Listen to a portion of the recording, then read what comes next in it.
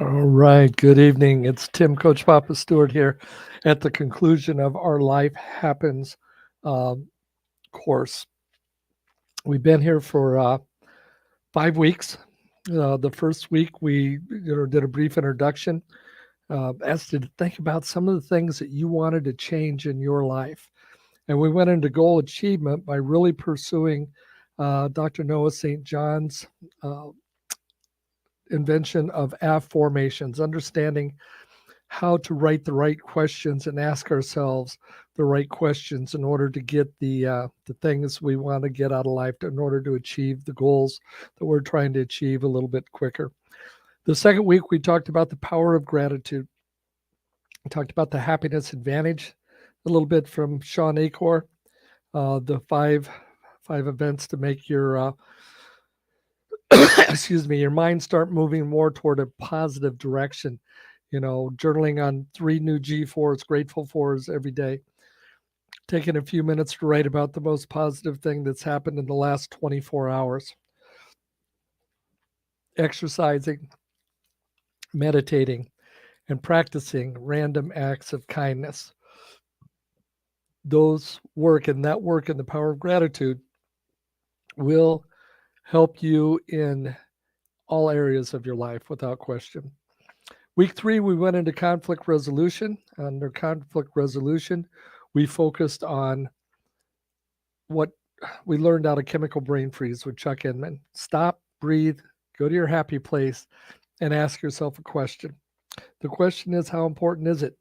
The happy place seems to be where most people struggle, and that's a difficult one for me, because if this uh, program is going to work, then we have to be able to have a specific happy moment in time that we can recall even under duress, that we can recall when things are at their worst. When we can go to that happy moment, we can get our body producing dopamine, we can make great things happen. We also talked about the 6 types of conflict that we can run into. We know person versus person conflict, right? It's there, and that's what we always think of. But we don't always think of person versus self, our negative self-talk, our negative self-image. We don't think about person versus nature, storms, terrain, animals. We don't think about person versus society, what happens and what type of conflict our mind goes into when things are happening out on social media or on the news that are driving us nuts. We don't think about person versus the supernatural. When I talk about supernatural, I'm not, focused on paranormal, but I am focused on the things we don't understand. When something happens that we don't understand, it puts us in conflict because we don't know what to do. And the 6th type of conflict we discussed was person versus technology. I'm sure you've never had an argument with your cell phone, thrown it across the room or possibly in a lake. Um, Last week, we talked about overcoming obstacles on purpose. We talked about identifying what obstacles are out there. There's the physical obstacles that we can see, a hurdle, a hill, something in our path that we see it and we can easily go around it. But what about the other obstacles? Our self-image, our self-talk, those obstacles that we don't see, those obstacles that are created up here between our ears.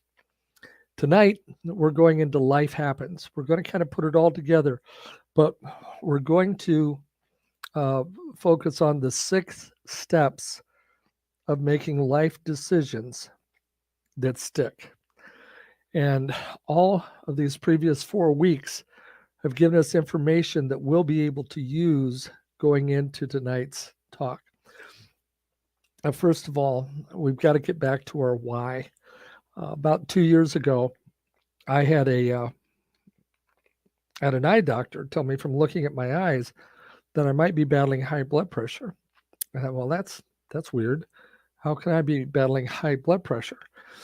But when I went to the doctor, sure enough, I had high blood pressure. And when we got into it a little bit, had to do something about it. Well, I could have started on medication, or I could have just changed the way I was doing some of the things I was doing. Change my exercise, change my um, diet, do things a little bit better. And when I do that, then I have an opportunity to make a difference. Well, I did that. And the outcome of that was extremely positive. My blood pressure got back down from 160 over 100 to 128 over 65, 67. And I pretty much maintained. Well, after my appointment where the doctor said, it's all good, your blood pressure's down. So, well, it's all good. And I went back to doing what I was doing before. And it wasn't long before the blood pressure went back up. Why don't we follow through on the decisions and the changes we need to make in our life? And that's what I'm hoping to go into now. The 6 steps to making life decisions that stick. I want to open with the story about Pete. Pete was a young athlete that was on my track and field team at Johnsburg Middle School a number of years ago. When Pete showed up, he was a little guy, and when it was time to go to the events, he went straight to the hurdles. I thought, oh my goodness, this is not going to end well. But as it turned out, Pete was a very natural hurdler. Even though he is small in stature, his form, his stride, everything was built for the hurdles. We didn't have a track at the middle school. Our track was at the high school. So we set the hurdles up on the hilltop, a big flat hilltop, where we could set up all 10 hurdles, and we could run and make some adjustments and train. We were supposed to get up to the track a few times, but weather kept us from getting there. Well, on this first track meet was coming up, I told the high school coaches, you got to come watch this young man run. And they're all standing there with me. And when the gun went off, I'm like, this is going to be great. And Pete was at the 10th hurdle, the last hurdle, before anybody else had reached the 9th hurdle. It was just like I foresaw. And as he crossed that 10th hurdle, his hands went up in the air in victory. Everybody else crossed the 10th hurdle and ran to the finish line. We're like, run, Pete, run. He's like, what are you talking about? See, we never taught him there was a finish line. Right? To him, the joy was overcoming the obstacles. And how many of us in our life today are out overcoming obstacles? There may be language barriers, there may be financial barriers, there may be all kinds of obstacles, whatever we run into, with really no idea of what our purpose is, no idea of what the finish line looks like. Now, that story is kind of special, because imagine for a second that you are at the starting line and you're that hurdler. And you look up in front of you and you count 10 hurdles, but you don't see the finish line. And you're like, hey, Mr. Starter, where's the finish line? He says, well, today it's a random finish line. You're not going to know when it's going to come up until the time actually presents itself. It might be after the 3rd hurdle. It might be after the 7th hurdle. You might get to run all 10. And how many people do you know in life that their race is ended before they finished, right? Especially with COVID, we all know somebody who, if you don't know them personally, you know somebody who's lost somebody too young, too early. They still had more work to do, and it's just over. Are we doing the things we need to do to live the life that we're designed to live? And that's what I hope to get across today as I talk about the 6 steps to making life-changing decisions that stick. Now, that first step is to be humble. Be humble. We all have a little bit of expert syndrome. We know better than the people who are telling us, the things that we need to do. We know better than the people who are in position to help. We know better than the doctor. What's he talking about? I don't need to take that medicine. He's only got 18 years of education and 20 years of practice and 18 other bozos just like me coming into his office. But I think I know better than him. John Wooden once said, it's what we learn after we know everything that makes a difference. We're all experts in some field. We might be an expert parent. We might be an expert electrician. We might be an expert at boat repair or water skiing. But that doesn't mean we're good in something else, or that we're good in everything else. And a lot of times when we're good in one thing, we think that translates over, and we have this attitude that gets us in trouble. If you want to make life decisions that stick, the first step you have to follow is to be humble. Now, the second step to making life decisions that stick is you've got to do it now. You've got to do it now. Monday morning diets do not work. The next president is not going to fix the economy. You have got to do it now.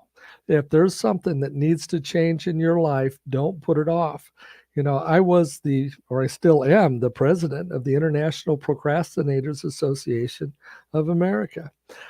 That's right. I'm president, and you probably never heard of it because we didn't get the invitation set up because we were going to wait on the invitations until we had the right venue. And even when we got the right venue, we didn't have the agenda laid out, so we didn't send out the invitations yet because, we kept putting it off to a better day. But along the line, I've figured out something that's going to help me be successful in the world, something I can procrastinate on that is going to help me to be better at whatever it is I do, to be a better parent, to be a better grandparent, to be a better speaker, be a better businessman. And that thing to procrastinate on is procrastination.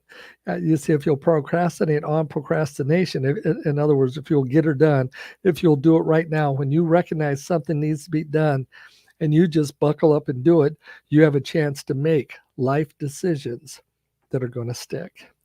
Now, step 3 in this process is to be coachable. To be coachable. I can't tell you the number of the athletes who have been in my programs, who came into my program knowing everything they needed to know about the sport that they're involved in, whether it's basketball or soccer or track and field. They came in with this attitude that, you're so lucky to have me, coach. If I'm the coach that's thinking, well, you're so lucky to have me as your coach, we have a problem right from the beginning. If you know there's something that needs to change in your life and you're willing to get started doing it, you have to be coachable. I can't tell you the number of clients who have come to me because somebody else told them that they needed to sit down with me and listen to what I told them if they wanted to make some changes in their life. And they come and sit down, but they're not ready. They're not coachable. And they don't follow the guidance that I give them based on the story that they're telling me. And they're not finding the success that this other person is telling them they will find. Well, they're not coachable. If you want to make life decisions that stick, you have got to be coachable. Now, step 4 is it's a big one, right? You have to be able to identify the obstacles that are going to keep you from doing it now. There's obviously, I mentioned this earlier, there's the physical obstacles that are easy to see, right? There's the hill, I need a key, the car won't start, I have to go get a key made. But the obstacles that really keep us down are things like time and space and money, support system, having a good support system. I can't figure out why I can't get the job done. Well, I'm always arguing with somebody at home trying to, explain. One of my clients, we doubled his business simply by teaching him how to communicate with his wife, right? There's so many obstacles that we just can't see that are standing in our way. And we need to identify them. Some of them are going to be easy. I need $10,000 to get this business started. That's an obstacle that's very clear, very finite. But on the flip side of that, maybe I've got a self-image problem that's been bothering me for years and I just wasn't aware of it. That's an obstacle that's not so easily seen, but yet it's just as real as the money. So identifying the obstacles that are keeping us from doing it now it's a critical piece of the 6 steps of making life changes that are going to stick. Now, step 5 is identifying somebody who can help you over those obstacles. Michael Jordan had a shooting coach. Tiger Woods has a swing coach. Bill Gates has a business coach. Now, in retrospect, all of them should have hired relationship coaches, but that's another story for somewhere else. If you want to be better at whatever it is you do, you have to find somebody who has already been down that path, somebody who has got the experience, who's fought the battles, who's overcome the obstacles, who can help you do it. They're not going to do it for you. In all my years of athletic coaching, I have never been able to compete. I've never been able to go to the finish line. I've never been able to get out on the field and play. And in business, it's the same way. I can take you through what I've been through, but I cannot go out and do it for you. Welcome, Judy. The uh, the fact of the matter is that as a coach, my whole responsibility is to find out where you are and to help you to the next level in your life, whatever that next level means for you. But I can't do it for you, no matter how much I want to or how much I'm able to. The whole idea is I'm the coach, you're the athlete, you're the business owner, you're the person, and we work together to help you to achieve the things you want to achieve. At the end of the day, your success is my success when I can help you accomplish the things that you need to accomplish. How are you tonight, Juju? Hi, I'm here. Can you hear me? I see ya. I see you. I Okay. see you. Well, I don't see you. I see your connection, and I can certainly hear you. Um, we're just moving along, and if you haven't been able to get here from the start, this is all on the Facebook page, and it'll be recorded and posted when the live stream's done. That's cool. So we're just getting into the sixth step of the six steps of um, making life changes that stick. And then we're going to go into a little bit of storytelling. So, number six is simply be committed. I know many of us should be committed, but in this case, it's a matter of identifying what it is that you want to do and be committed to doing it, regardless of what's happening around you. You know, people may say, "Oh, that's a silly thing for you to do. Why are you doing that?" Well, it's what I want to do. It's what makes me happy, and there are other people making a living at it. So, doggone it, I know I can make a living at it as well. But I've got to be committed to it. I've got to learn about it. I've got to learn about the industry. I've got to learn about the obstacles. I've got to go through the six steps. I can make a decision, do it now, be coachable. I've got to identify the obstacles. I've got to hire a coach or find a mentor in my world who are going to help me over those obstacles. And then I have to be committed to the success. With my blood pressure, as I talked about 2 years ago, it was getting up there and it wasn't good. And they wanted to medicate, and medication could have been a very simple solution, but at the same time, I know every medication they give you for any of these things has side effects that can be, equally harmful. And I thought, well, I want to just get back and get to work, which is what I did. I got in the gym, I got on my bike, I cleaned up my diet, and I got the weight down, I got the blood pressure down, but I can't stop. If I, it's all right, I got the blood pressure down, and I go back to eating all the crap I was eating and sitting on the couch and watching 12 hours of NCIS reruns on Netflix, I'm going to be right back to where I was. We have to be committed to the changes that we want to make, and that's really where I come in as a coach for people. I come in and I just help keep them on track. I'm not going to do it for them. I can't do it for them. I'm not going to force feed them desire. I can't do that. But if they do have the desire, then as a coach, I can be there to help identify some of the areas that they need to pick up on, improve on, and more importantly, I can be there for accountability to make sure that they're doing the things that they, said they're doing. And when that's all is said and done, that's the most important part, is just being there. One of my clients that I work for a very long time, but then we um, just kind of went our own ways about a year ago. Things were going well in his world, and he didn't feel the need to continue with the periodic sessions. In his case, it was every 2 weeks. And 10:30 2 nights ago, I got a phone call, or actually it started with a text. I need to talk. So 10:30 at night, I called him, and we went over the process of what was going on in his world, and life had gotten pretty difficult for him. And I stop and think about, I wonder what would have happened if he just would have stuck to the program. So I find, Judy, are you seeing the picture? What picture? Oh, there I am. I'm back. For some reason, I just disappeared for about 2 minutes. Oh, maybe StreamYard didn't like what I was saying. I've got you on the phone, so okay. I'm still trying to get on my computer. Well, you'll be able to go back and watch it later on. But okay. I saw you coming in and out a few times. And you and I had the opportunity to work together for several months on a fairly regular basis, and we try and keep in touch. How are you doing these days?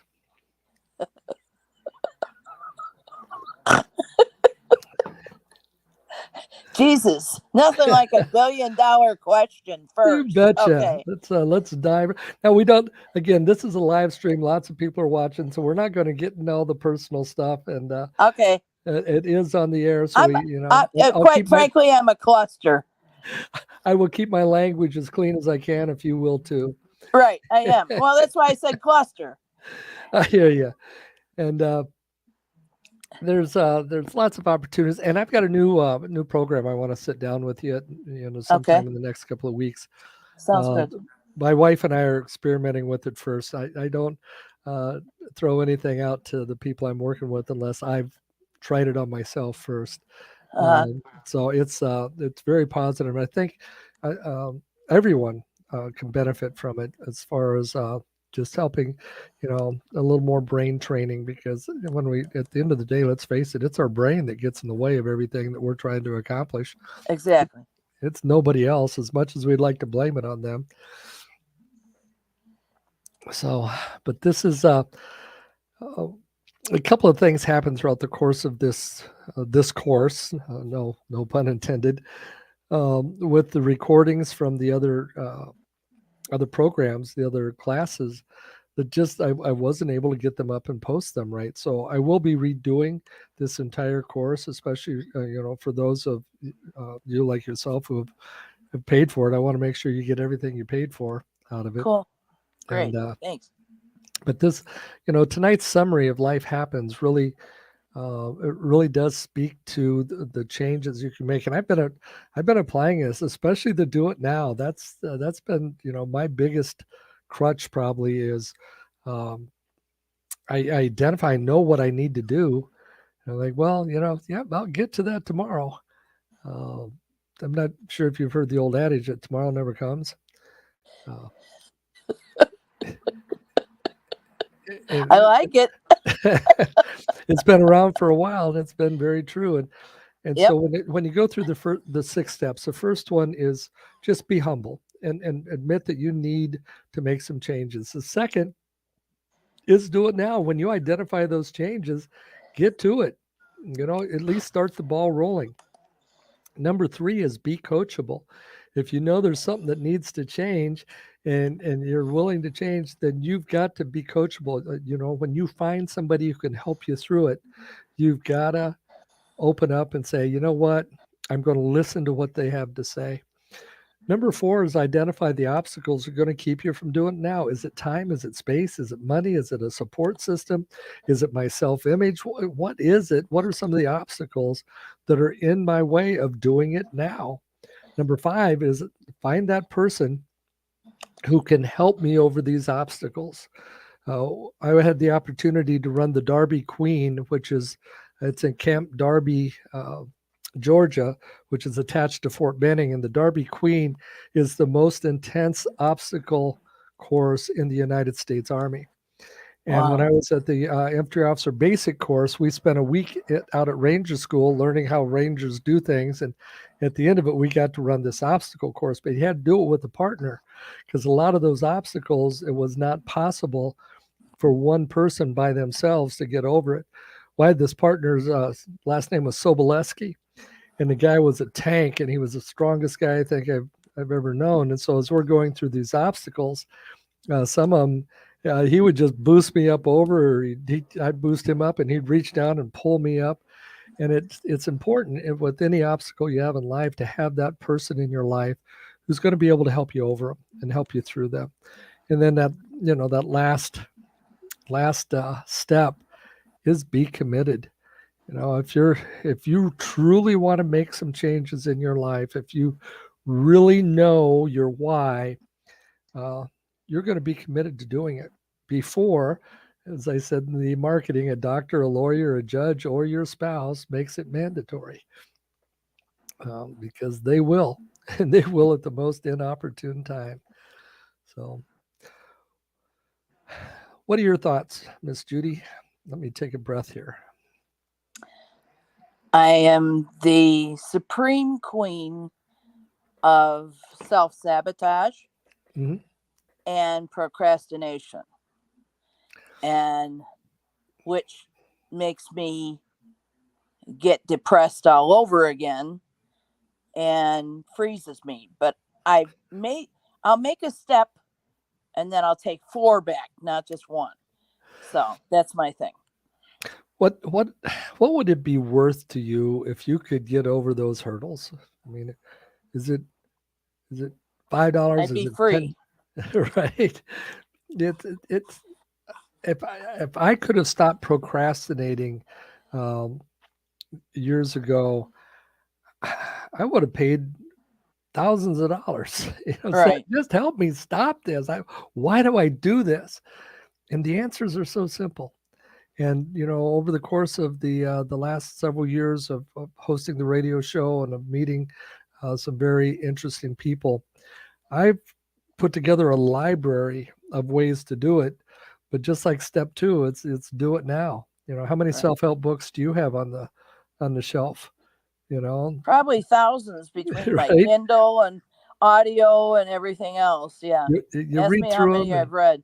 yeah, Yeah. it's wow, that sounds great. Yeah. I'm going to get to that. Well, Yeah. right after I, read this other book, or Right. right after I, and we don't do it. If we'd take any one of those and we'd follow the process that they put in, we could probably be successful. Yeah. And that's where, going back to week 1 with Noah St. John and affirmations, I mean, that's a super powerful piece of understanding how to ask the right questions to change our thought processes. Mm-hmm. It's there's all this stuff. I have put thousands of dollars into the stuff that I've learned, that I have put out in this Life Happens course. The next course will be run somewhat differently. I ran it as a 5-week course this time to give people time to assimilate each of the lessons I put out.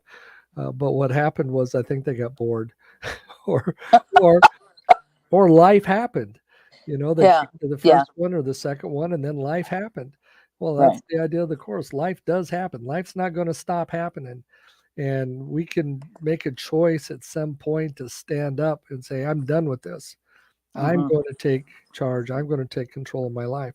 And Yeah. that's things that I can, help people do. I've got a couple of Thank you. exciting new things coming up in the next few months, and a little redesign of this. I think all the information that needs to be here, with the exception, I'm going to add that one new program into it that I talked to you about as soon as I've completely vetted it myself. But I think that I will be able to help anyone who's willing and ready to change make the life changes that they want to make. So Sounds good. that's my story, and I'm sticking to it. So, were you able to finally listen to my granddaughter's song?